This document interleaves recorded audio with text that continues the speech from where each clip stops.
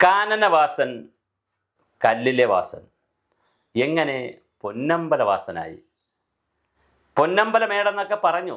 അതൊരു ഒരു ഒരു ഒരു ക്ലീഷേ പോലെ, അല്ലെങ്കിൽ ഒരു സന്തോഷത്തിന് വേണ്ടി ഈ പൊന്നുകൊണ്ട് പുളിശ്ശേരി എന്നൊക്കെ നമ്മൾ പറയാറില്ലേ? പൊന്നുകൊണ്ടല്ലല്ലോ പുളിശ്ശേരി ഉണ്ടാക്കുന്നത് എന്ന് പറയുന്ന ഒരു ഒരു ഒരു ആലങ്കാരികതയ്ക്ക് വേണ്ടി പറയുന്നിരുന്നു. പക്ഷേ യഥാർത്ഥത്തിൽ ശബരിമലയിൽ ആലങ്കാരികതയെ ഉപോദ്ബലകമായി എന്തൊക്കെ സംഭവിച്ചു അതറിയുന്ന ഒരു കൗതുകമുണ്ട്. 1902-3 കാലഘട്ടം എന്ന് പറഞ്ഞാൽ ഏകദേശം ഇപ്പോൾ 2000-25,000-130 വർഷങ്ങൾക്ക് മുമ്പ് വളരെ ചെറിയ ഒരു ക്ഷേത്രമായിരുന്നു, ശാസ്താവിൻ്റെ ക്ഷേത്രമായിരുന്നു ശബരിമല.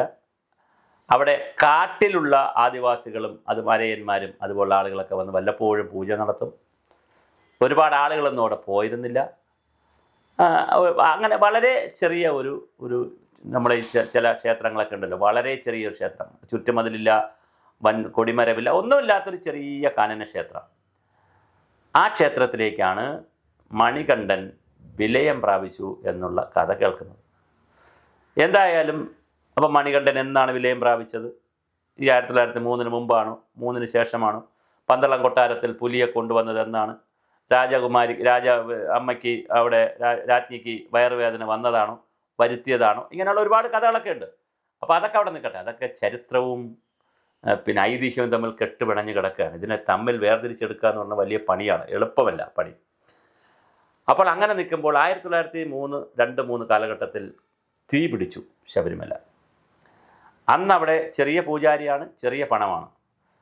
എന്തായാലും തീ പിടിച്ചു എന്നറിഞ്ഞു വന്നുകൊണ്ട് പൂജാരി വിഗ്രഹം എടുത്തുകൊണ്ട് പോയി അവിടെ ആറ്റിൽ ചാടി എന്നും അവിടെ നിന്ന് ആളുകൾ അറിഞ്ഞ് തിരിച്ചു കൊണ്ടുവന്നു എന്നാണ് ഒരു കഥ.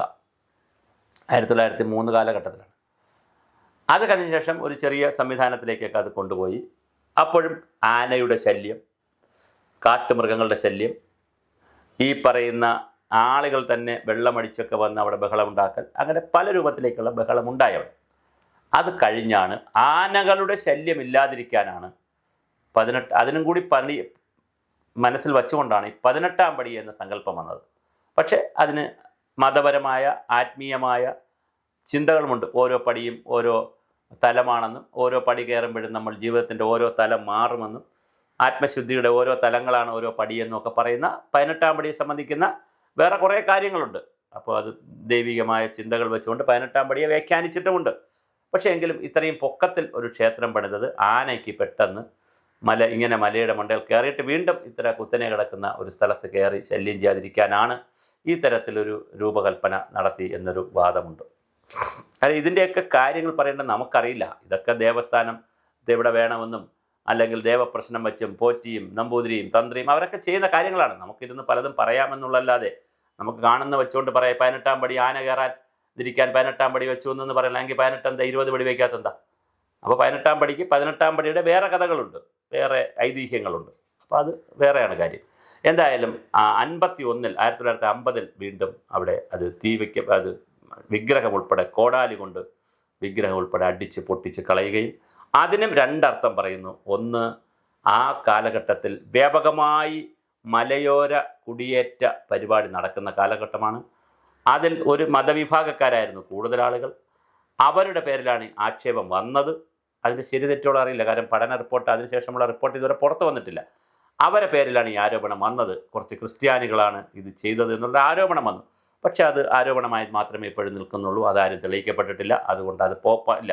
പിന്നെ ഒരു പോലീസുകാരൻ, അദ്ദേഹം അവിടെ ഈ പോലീസിൽ നിന്നൊക്കെ റിട്ടയർ ആയതിനു ശേഷം അവിടെ താമസമുണ്ടെന്നും അമ്പലത്തിൻ്റെ അടുത്ത് കിടക്കുമെന്നും അയാൾക്ക് ഒരു ദിവസം ദേഷ്യമുണ്ടായപ്പോൾ അദ്ദേഹം പോയി ശബരിമലയെ എന്ത് പറഞ്ഞിട്ടും അദ്ദേഹത്തിൻ്റെ കാര്യങ്ങളൊന്നും നടക്കുന്നില്ല, അതുകൊണ്ട് കോടാലി കൊണ്ട് വെട്ടി എന്നുള്ള വേറൊരു കഥയും ഉപകഥയും അവിടെ ഇറങ്ങുന്നുണ്ട്. അപ്പോൾ ഒരുപാട് കഥകൾ ഇറങ്ങിയിട്ടുണ്ട്. എന്ത് കഥ ഇറങ്ങിയാലും 1950 ശബരിമല വിഗ്രഹം അടിച്ചു പൊട്ടിക്കപ്പെട്ടു. അങ്ങനെയാണ് അവർ അന്നത്തെ അവിടുത്തെ അമ്പലവുമായി ബന്ധപ്പെട്ട ആളുകൾ തിരുവിതാംകൂർ രാജകുടുംബത്തിൽ വരികയും രാജാവിനെ കാണുകയും രാജ്ഞിയൊക്കെ കാണുകയും, അങ്ങനെയാണ് പുതിയ അവിടുത്തെ തിരുവനന്തപുരത്തെ തിരുവിതാംകൂർ കവടിയാർ കൊട്ടാരത്തിനകത്തുള്ള തേവാരപ്പുരയിലിരുന്ന വെള്ളി വിഗ്രഹം, അയ്യപ്പൻ്റെ വെള്ളി വിഗ്രഹം അതുപോലെ എടുത്തു കൊടുക്കുകയും ആ വെള്ളി വിഗ്രഹം എടുത്തു വെച്ചുകൊണ്ട് അതിൻ്റെ മോഡലിൽ പുതിയ അയ്യപ്പനെ സൃഷ്ടിക്കുകയും ചെയ്തത്. എന്നാൽ ഒരു 2000 വരെയൊക്കെ സ്വർണത്തിന് വലിയ പ്രാധാന്യമൊന്നുമില്ലായിരുന്നു. ആളുകൾ സ്വർണം കൊണ്ടിടുകയൊക്കെ ചെയ്യും. പക്ഷെ 2000 കഴിഞ്ഞപ്പോഴാണ് കഥ മാറിയത്. സ്വർണം കൊണ്ടുള്ള അയ്യര് കളിയായി. അവിടെ സ്വർണം ധാരാളം വരാൻ തുടങ്ങി. ആ സ്വർണ്ണമെടുത്ത് പാളികൾ ഉണ്ടാക്കാൻ തുടങ്ങി, വാതിലുണ്ടാക്കാൻ തുടങ്ങി, കട്ടള ഉണ്ടാക്കാൻ തുടങ്ങി. അല്ലാത്ത സാധാരണങ്ങളിൽ അമ്പലങ്ങളിൽ ഈ ചെമ്പ് പൂശിയതിൻ്റെ മീതെ സ്വർണ്ണം ഒന്ന് പൂശും. അത് കുറച്ച് ഇടയ്ക്കിടയ്ക്ക് സ്വർണ്ണം പൂശും. അത് വളരെ കുറച്ച് സ്വർണ്ണം മതി. അല്ലാതെ കൃത്യമായി സ്വർണ്ണ പാളികൾ തന്നെ, സ്വർണ്ണ ദ്വാരപാലക വിഗ്രഹം തന്നെ, അങ്ങനെ കൽവിഗ്രഹത്തിന് വഴിമാറ്റം വന്ന് സ്വർണത്തിൻ്റെ ഒരു പുളിശ്ശേരി തന്നെ അവിടെ നടന്നു. സ്വർണം കൊണ്ട് പുളിശ്ശേരി തന്നെ ഉണ്ടായി. അങ്ങനെ നടന്നപ്പോഴാണ് അത് കാനനവാസൻ എന്നുള്ള കഥ മാറി, കല്ലിലെ വാസൻ എന്നുള്ള കഥ മാറി, പൊന്നമ്പലവാസനായി മാറുന്നത്. അപ്പോൾ വേറൊരു തരത്തിലേക്ക് ശബരിമലയെ മാറ്റിയെടുത്തു. അത് മാറ്റിയെടുത്തു എവിടെയാണോ പൊന്നു കൂടുന്നത്, എവിടെയാണോ പണം കൂടുന്നത്, എവിടെയാണോ അധികാരം കൂടുന്നത്, അവിടെ ആൾക്കൂട്ടവും കൂടും. ആൾക്കൂട്ടത്തിൽ കുറച്ച് പേർ കൊള്ളക്കാരും കാണും. ആ കൊള്ളക്കാർ തന്ത്രപരമായി നിന്ന് കൊള്ള ചെയ്തുകൊണ്ട് പോവുകയും ചെയ്യും. അത് തന്നെയാണ് ശബരിമലയിൽ നടന്നത്. തീർച്ചയായിട്ടും കാനനവാസനായിരുന്ന ശബരിമല അയ്യപ്പനെ ആധുനിക പൊന്നമ്പലവാസനാക്കി മാറ്റി, പൊന്നുകൊണ്ടുള്ള ആളുകളാക്കി മാറ്റിയ നമ്മൾ ആനകേറാമല എന്നൊക്കെയുള്ള കൺസെപ്റ്റിൽ നമ്മളവിടെ കാര്യങ്ങൾ കൊണ്ടുവന്നെങ്കിലും തീർച്ചയായിട്ടും നമുക്കൊരിക്കലും സങ്കല്പിക്കാൻ കഴിയാത്ത രീതിയിലുള്ള കൊള്ളയാണ് അവിടെ നടന്നിരിക്കുന്നത്. ആരാണ് ഇതിന് ഉത്തരവാദി എന്നുള്ളത് തെളിഞ്ഞു വരികയാണ്. പക്ഷേ കേവലം കുറേ ഉദ്യോഗസ്ഥരല്ല, അതിനപ്പുറമുള്ള വൻ തോക്കുകൾ ആരൊക്കെ പിന്നിലുണ്ട്, പൊളിറ്റിക്കൽ ലീഡർഷിപ്പ് ഉണ്ടോ, ദേവസ്വം പ്രസിഡന്റുമാരുണ്ട്. എന്തായാലും ദേവസ്വം ബോർഡ് പ്രസിഡന്റ് പത്മകുമാർ പെട്ടിട്ടുണ്ട്, പ്രതിക്കൂട്ടിലേക്ക് വന്നിട്ടുണ്ട്, പ്രതിപട്ടികയിലേക്ക് വന്നിട്ടുണ്ട്. ബാക്കിയുള്ള ആളുകൾ ഒക്കെ ആരൊക്കെ എന്തൊക്കെ, വിജിലൻസ് കമ്മീഷണറുണ്ട്, ദേവസ്വം കമ്മീഷണറുണ്ട്, സെക്രട്ടറി ഉണ്ട്. വലിയ സംവിധാനമുള്ളതാണ് ദേവസ്വം. അവർ ആരൊക്കെ ഇതിൽ പെടുമെന്നറിയില്ല. എന്തായാലും വാസവൻ മന്ത്രി പറഞ്ഞു 6 മാസത്തിനകം എല്ലാം വെളിയിൽ വരും, അതിനുള്ള എല്ലാ സഹായവും കേസിന് കൊടുക്കും, അല്ലെങ്കിൽ മുന്നോട്ട് പോകും. SIT വന്നിട്ടുണ്ട്, സ്പെഷ്യൽ ഇൻവെസ്റ്റിഗേഷൻ ടീം വന്നിട്ടുണ്ട്. പക്ഷെ അതിനെക്കുറിച്ച് ഒരു ആക്ഷേപം വന്നിരിക്കുന്നു. ശബരിമല സ്പെഷ്യൽ ഇൻവെസ്റ്റിഗേഷൻ ടീമിൽ നേരത്തെ ശബരിമല വിജിലൻസ് ടീമിലുണ്ടായിരുന്ന 2 പോലീസ് SIമാരുണ്ട്. അപ്പോൾ അവർ നേരത്തെ കള്ളം കാണിച്ചപ്പോൾ അവിടെ ഉണ്ടായിരുന്ന 2 പേർ ഇതിലുള്ളത് ഇൻവെസ്റ്റിഗേഷൻ ടീമിൽ വരുന്നത് ഇതിൻ്റെ ആധികാരികതയും സത്യസന്ധതയും ചോദ്യം ചെയ്യും എന്ന് പറഞ്ഞുകൊണ്ട് വിശ്വഹിന്ദു പരിഷത്ത് കേസും കൊടുത്തിട്ടുണ്ട്. അപ്പോൾ ഇത് വളരെ രസകരമാണ് കാര്യങ്ങൾ. എന്തായാലും അയ്യപ്പൻ ഇറങ്ങി പണിയുകയാണെന്ന് തോന്നുന്നു. മൊത്തത്തിലൊരു ശുദ്ധീകരണം ഉണ്ടാകും. ഈ ശുദ്ധീകരണത്തിൻ്റെ രാഷ്ട്രീയ നേട്ടം ആർക്ക് എന്നുള്ളതാണ്.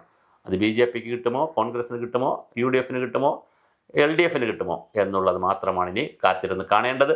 എന്തായാലും ശബരിമല ഒരു രാഷ്ട്രീയ വിഷയമായി കൂടി മാറിയിട്ടുണ്ട്. ED വന്നു, ഇൻകം ടാക്സർ കണ്ടു, എൻഫോഴ്സ്മെൻറ്റുകാരെല്ലാം വന്നു. ഇനി CBI എന്നു വരും? അതും വളരെ കൃത്യമായ ഒരു ചോദ്യമായി നമ്മുടെ മുന്നിലുണ്ട്.